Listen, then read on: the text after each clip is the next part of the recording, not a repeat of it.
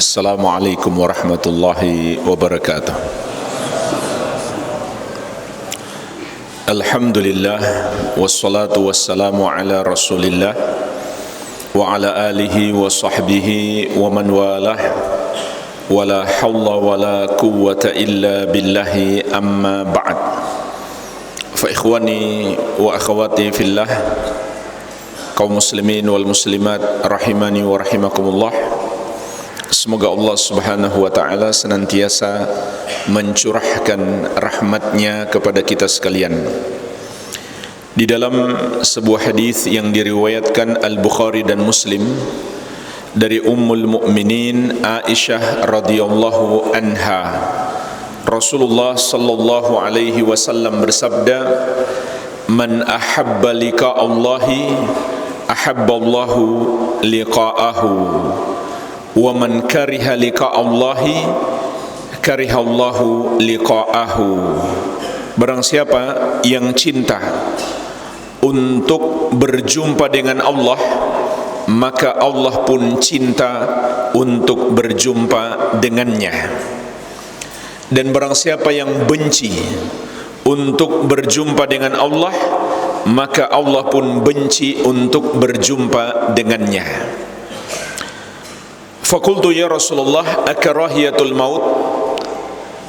Kata Ummul Mukminin Aisyah radhiyallahu anha, beliau bertanya, wahai Rasulullah, apakah yang engkau maksudkan orang yang tidak suka berjumpa dengan Allah adalah orang yang tidak suka mati? Fakulluna nakrahul maut. Padahal setiap kita tidak suka mati. Artinya itu tabiat manusia, selalu berusaha menyelamatkan diri dari kematian.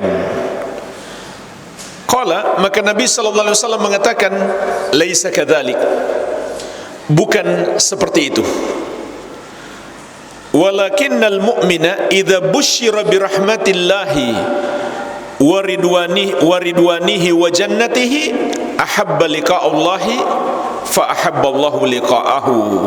Akan tetapi orang yang beriman itu, apabila dia diberi kabar gembira dengan rahmat Allah, keridhoannya dan rahmatnya dan surganya, maka dia pun cinta untuk berjumpa dengan Allah, maka Allah pun cinta untuk berjumpa dengannya. Wa innal kafira idza busyira bi adzabillahi wa sakhatihi kariha liqa'allahi wa kariha Allahu liqa'ahu.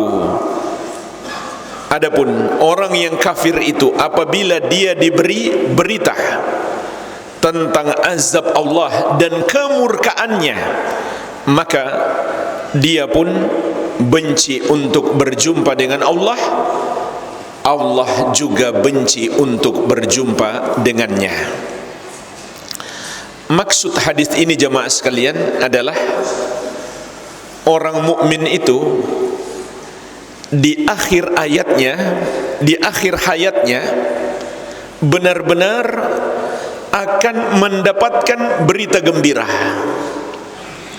Disampaikan kepadanya tentang rahmat, keridhaan dan surga Allah subhanahu wa ta'ala. Maka menjelang wafat itu dia senang, dia bergembira, dan dia ingin berjumpa dengan Allah. Tapi sebaliknya, orang kafir, dia akan diberikan berita yang menakutkan bahwa azab Allah sudah menantinya, dan Allah murka kepadanya. Dia pun tidak suka berjumpa dengan Allah, maka Allah juga tidak suka berjumpa dengannya.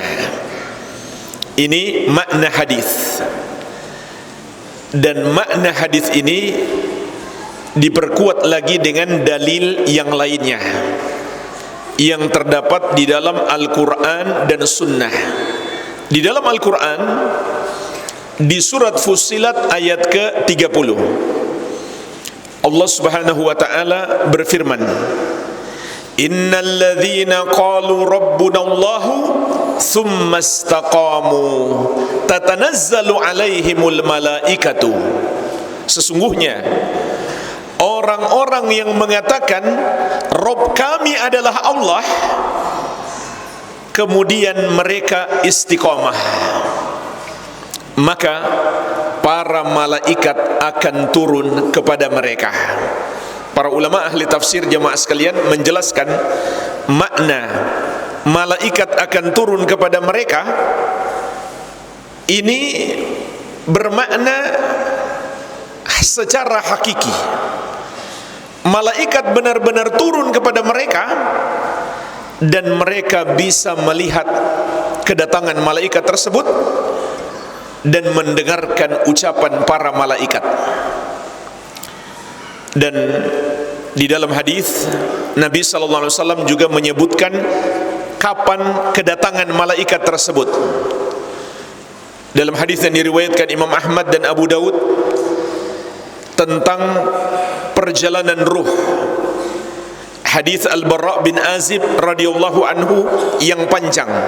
Kata Nabi sallallahu alaihi wasallam, "Innal 'abdal mu'min idza kana fi inqita'in minad dunya wa iqbalin minal akhirah nazala ilaihi malaikatun minas sama'."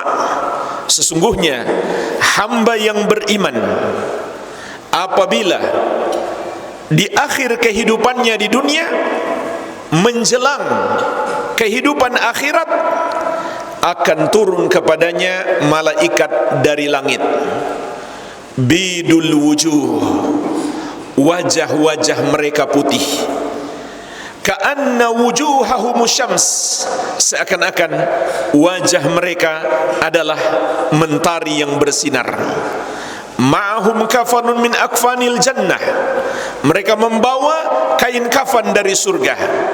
Wa hanutun min hanutil jannah, dan aroma yang sangat harum berasal dari surga. Hatta yajlisu minhu maddal basar, sampai mereka duduk di dekatnya sejauh matanya memandang. Jadi kedatangan para malaikat ini disebutkan dalam Al-Quran dan hadis. Lalu apa yang akan diucapkan oleh para malaikat? Dalam lanjutan ayat, malaikat menyampaikan kepadanya 3 kalimat, sebagaimana dalam surat Fussilat ayat ke-30. Kalimat yang pertama, alla takhafu, kamu jangan takut. Para ulama ahli tafsir menjelaskan maksud kalimat ini bahwa Allah telah memberikan kepadamu jaminan keamanan dari azabnya, sehingga kamu tidak perlu takut. Dan dia semasa hidupnya selalu takut kepada Allah, sehingga dia menjauhi apa yang Allah larang. Maka di akhir hayatnya Allah hilangkan rasa takutnya, berganti dengan rasa aman. Kalimat yang kedua, wala tahzanu, dan jangan pula kamu bersedih hati. Maksud kalimat ini adalah kamu tidak perlu khawatir dengan keluargamu dan hartamu yang akan kamu tinggalkan, karena Allah Subhanahu wa ta'ala yang akan menjaganya.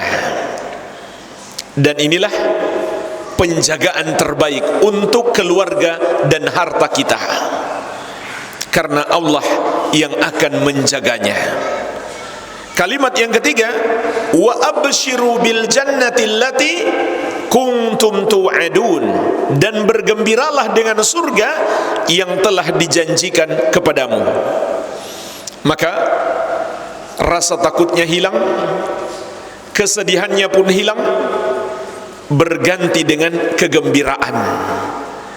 Mau mati tapi senang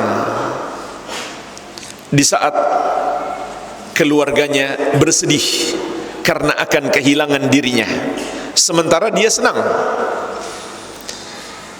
Dan dia cinta untuk berjumpa dengan Allah, maka Allah pun cinta untuk berjumpa dengannya. Pertanyaannya jemaah sekalian, siapa dia? Maka dalam ayat ini Allah mengatakan dia adalah orang yang mengatakan Rabb kami adalah Allah, kemudian dia istiqamah. Rabb kami adalah Allah artinya dia meyakini Allah subhanahu wa ta'ala yang mencipta, menguasai dan mengatur seluruh makhluk. Maka dia juga yakin tidak ada yang berhak disembah kecuali Allah. Kemudian dia istiqamah. Apa makna istiqamah di sini? Ada 3 kesimpulan yang disebutkan oleh para ulama ahli tafsir.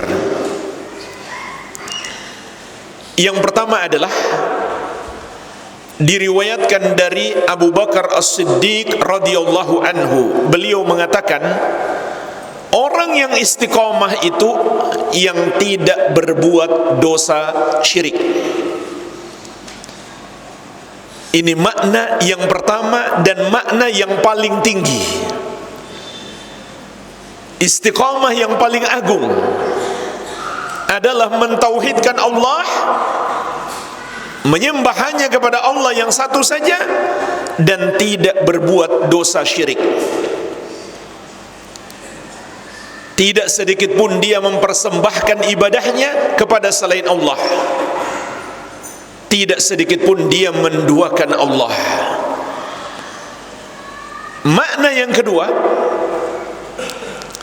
dinukil dari Ibnu Abbas radhiyallahu taala anhuma. Orang yang istiqamah itu adalah yang menjalankan perintah-perintah Allah dan menjauhi larangannya. Artinya bukan sekedar dia bertauhid dan menjauhi syirik, dia pun berusaha mengamalkan semua perintah-perintah Allah dan menjauhi larangannya. Bukan berarti dia menjadi orang suci, tidak. Tapi orang yang istiqamah, apabila dia terjerumus dosa, maka dia akan segera bertobat. Sebagaimana juga Allah jelaskan di dalam Al-Quran sifat orang yang bertakwa. وَالَّذِينَ إِذَا فَعَلُوا فَاحِشَةً أَوْ ظَلَمُوا أَنفُسَهُمْ ذَكَرُوا اللَّهَ فَاسْتَغْفَرُوا لِذُنُوبِهِمْ وَمَنْ يَغْفِرُ الذُّنُوبَ إِلَّا اللَّهُ وَلَمْ يُصِرُّوا عَلَى مَا فَعَلُوا وَهُمْ يَعْلَمُونَ. Dan orang-orang yang apabila melakukan perbuatan keji atau menzalimi diri-diri mereka sendiri, yaitu berbuat dosa, maka mereka segera mengingat Allah, lalu mereka memohon ampun atas dosa-dosa mereka, dan siapakah yang dapat mengampuni dosa kecuali Allah. Dan mereka tidak terus-menerus melakukan dosa itu dalam keadaan mereka mengetahui. Jadi orang yang istiqamah mungkin saja terjerumus dosa, tapi kata Allah, dia segera memohon ampun dan tidak terus-menerus melakukan dosa itu. Yang ketiga, disimpulkan oleh Imam Ibnu Katsir rahimahullah dalam tafsir beliau, bahwa yang dimaksud dengan orang yang istiqamah adalah yang beribadah hanya kepada Allah dengan memenuhi 2 syarat. Syarat yang pertama, dia lakukan dengan ikhlas, niatnya semata-mata untuk mendapatkan balasan dari Allah. Inilah niat yang ikhlas. Dia mengharapkan balasan dari Allah semata. Tidak sedikit pun dia harapkan balasan dari selain Allah. Tidak balasan dunia, tidak pula sekedar pujian. Yang kedua, ibadahnya sesuai petunjuk Nabi Muhammad sallallahu alaihi wa ala alihi wasallam. Jadi jemaah sekalian, dari sini kita pun paham, orang yang rajin ibadah belum tentu istiqomah. Kalau dia berbuat syirik, maka dia bukan orang yang istiqomah. Kalau ibadahnya tidak ikhlas, maka dia bukan orang yang istiqamah, meskipun kelihatannya dia rajin ibadah. Kalau ibadahnya tidak sesuai petunjuk Nabi Muhammad SAW, meskipun dia rajin ibadah, dia bukan orang yang istiqamah. Jadi istiqamah itu bahasa syariat. Istiqamah itu bukan sekedar rajin ibadah, namun ibadahnya bersih dari kesyirikan, niatnya ikhlas dan sesuai petunjuk Nabi Muhammad sallallahu alaihi wa ala alihi wasallam. Karena jemaah sekalian, percuma saja seseorang beribadah kalau ibadahnya tercampur dengan kesyirikan, maka ibadahnya tertolak. Allah Subhanahu wa taala menegaskan, la in asyrakta la yahbatanna amaluka wa la takunanna minal khasirin. Kalau kamu berbuat syirik, terhapuslah amalanmu dan kamu termasuk orang-orang yang merugi. Itulah sebabnya dalam beribadah kepada Allah, kita harus bersihkan diri kita dahulu dari segala macam bentuk kesyirikan, agar ibadah kita tidak terhapus. Begitu pula niat ingin dipuji orang ketika beribadah, bukan dapat pahala, malah dapat dosa, yang disebut dosa riya. Dan riya termasuk syirik. Meskipun syirik kecil, tapi itu adalah dosa terbesar setelah syirik besar. Begitu pula ibadah yang tidak sesuai petunjuk Nabi sallallahu alaihi wasallam, maka beliau bersabda, "Man amila amalan laisa alaihi amruna fahuwa raddun." Barang siapa mengerjakan satu amalan yang tidak ada padanya petunjuk dari kami, maka amalan tersebut tertolak, tidak diterima oleh Allah Subhanahu wa taala. Inilah jemaah sekalian, kematian orang yang istiqamah, maka dia akan sangat bergembira, sangat senang, dia cinta, ingin berjumpa dengan Allah, maka Allah pun cinta untuk berjumpa dengannya. Lalu bagaimana kematian orang yang tidak beriman? Rasulullah SAW juga menjelaskan tentang ini. Beliau bersabda, wa innal abdal kafirah, dan sesungguhnya hamba yang kafir, wa fi riwayatin al-fajirah, dalam riwayat yang lain hamba yang suka berbuat dosa. Idza kana fi inqita'in minad dunya wa iqbalin minal akhirah nazala minas sama'i malaikatun. Apabila di penghujung kehidupannya di dunia, di pintu gerbang memasuki kehidupan akhirat, akan turun kepadanya malaikat dari langit. Jadi sama, orang kafir pun turun kepadanya malaikat. Dia pun bisa melihat kedatangan malaikat tersebut dan mendengarkan ucapan mereka, tapi malaikatnya berbeda. Kata Nabi SAW, giladun shidadun sudul wujuh. Mereka adalah para malaikat yang kasar lagi keras, wajah-wajah mereka hitam. Ma'ahumul masuh minan nar, mereka membawa bejana dari neraka. Fayajlisuna minhu maddal basar, mereka pun duduk di dekatnya sejauh matanya memandang. Thumma yaji'u malakul maut alaihi salam, kemudian datang malaikat maut alaihi salam. Jadi malaikat maut datang belakangan, setelah kedatangan para malaikat yang berwarna hitam tadi. Fayaqul, maka malaikat maut berkata kepadanya, ayyatuhan nafsul khabithah, ukhruji ila sakhati minallahi wa ghadabin. Wahai jiwa yang buruk, keluarlah menuju kepada murka Allah dan kemarahannya. Qala, kata Nabi sallallahu alaihi wasallam, fatafarraqa fi jasadihi, ruhnya pun berpencar ke jasadnya, berpegang erat, enggak mau keluar. Fayantazi'uha, maka malaikat maut menariknya dengan keras. Kama yuntaza'u sufut al-kathiru syu'ab minas sufil mablul, seperti menarik besi yang bercabang-cabang yang dililit atau dibungkus dengan kulit yang basah.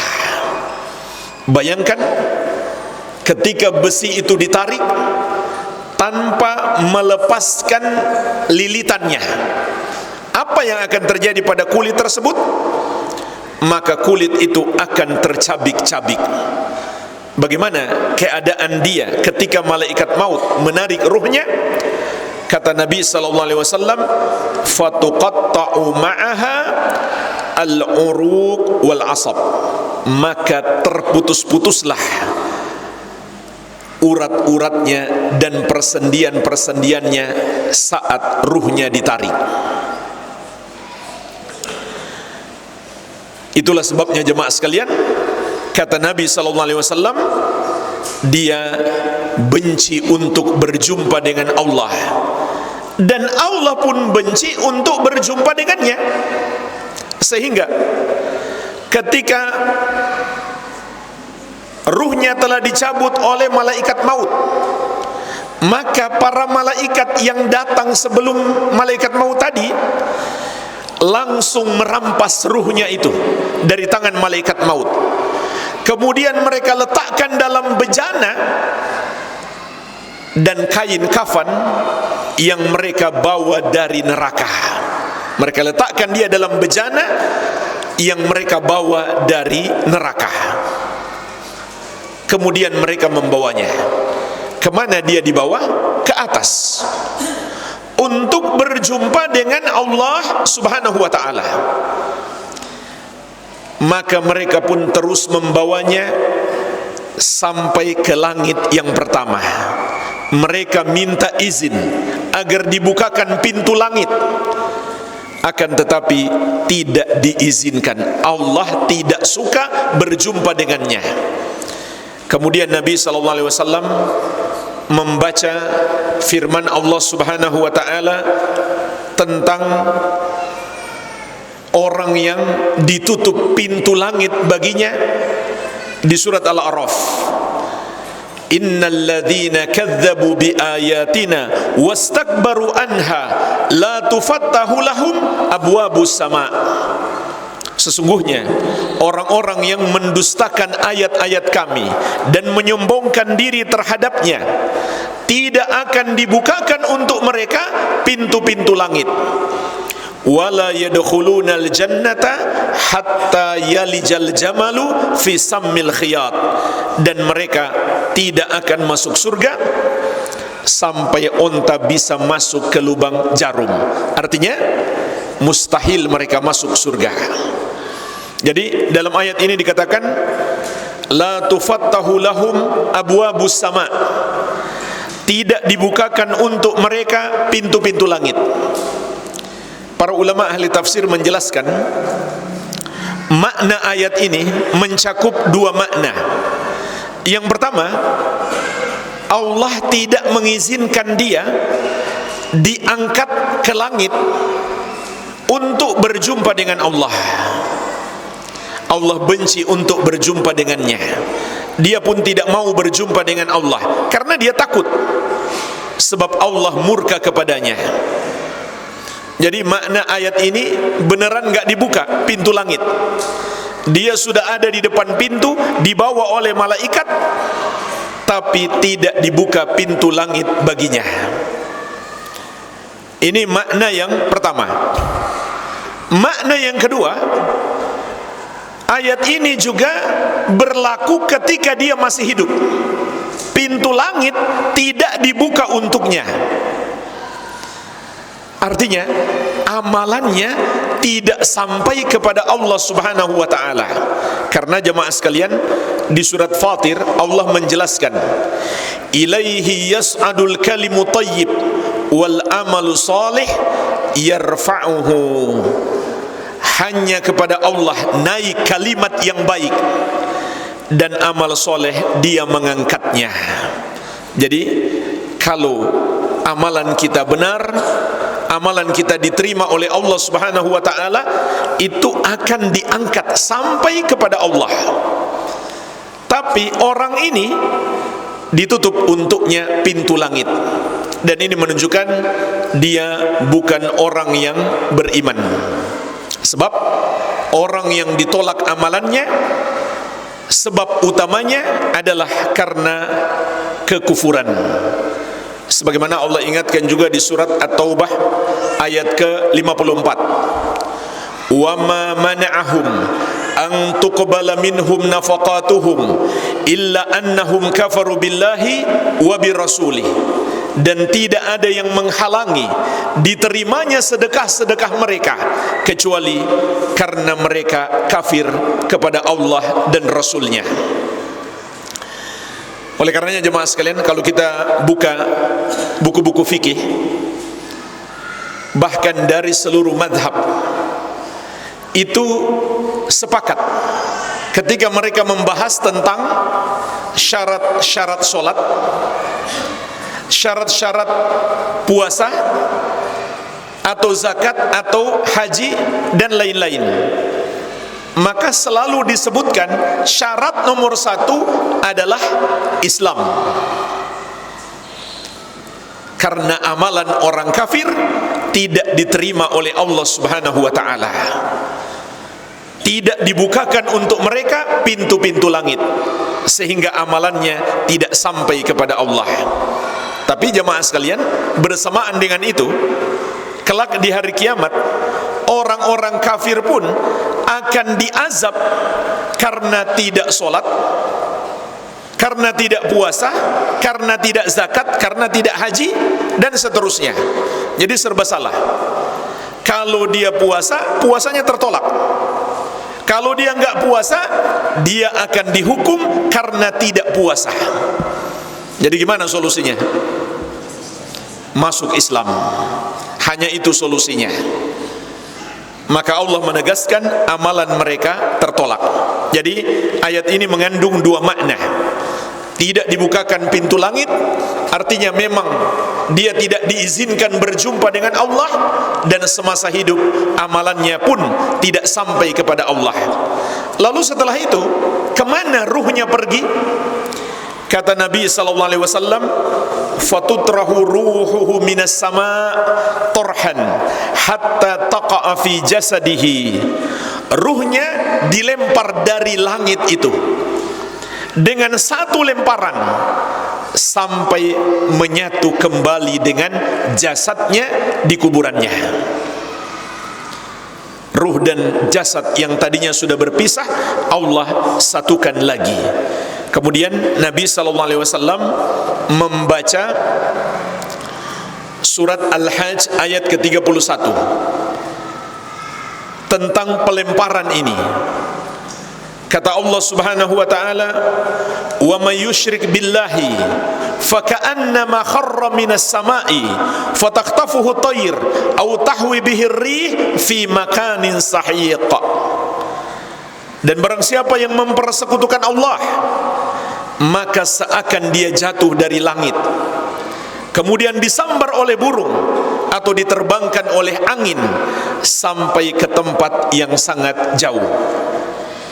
Jemaah sekalian, para ulama ahli tafsir juga menjelaskan ayat ini mengandung dua makna, dua penafsiran. Yang pertama adalah seperti kata Nabi SAW, dia benar-benar dilempar dari jarak yang sangat jauh, dari langit, bukan sekedar dari gedung 100 lantai, masih ke atasnya lagi, masih jauh ke atas. Yang perjalanannya dari bumi ke langit itu membutuhkan 500 tahun perjalanan. Dia dilempar dari jarak seperti itu. Ini makna yang pertama. Makna yang kedua, para ulama ahli tafsir menjelaskan ayat ini juga mengandung makna permisalan. Apa permisalannya? Kata Allah Subhanahu wa taala, "Wa may yusyrik billahi faka'annama kharra minas sama'i." Dan barang siapa yang mempersekutukan Allah, maka seakan dia jatuh dari langit. Artinya, dia terhempas dari kemuliaan tauhid kepada hinanya kesyirikan. Sebab tauhid itu diibaratkan dengan langit yang tinggi dan luas, dan bumi yang rendah diibaratkan sebagai dosa kesyirikan. Jadi dia dari kemuliaan kepada sesuatu yang paling hina. Dan Allah Subhanahu wa taala menyatakan tentang orang-orang musyrik, ulaika hum syarrul bariyah. Mereka itulah seburuk-buruk makhluk. Inhum illa kal an'am bal hum adallu sabila. Tidaklah orang-orang musyrik itu kecuali seperti hewan, bahkan mereka lebih sesat, lebih bodoh daripada hewan. Kemudian fatakhtafuhu tayr, dia disambar oleh burung. Ini kata para ulama ahli tafsir adalah perumpamaan bagaimana setan menguasainya. Bagaikan seekor burung besar yang kuat yang mencengkeramnya sehingga dia tidak berdaya. Apapun yang diinginkan setan, dia lakukan.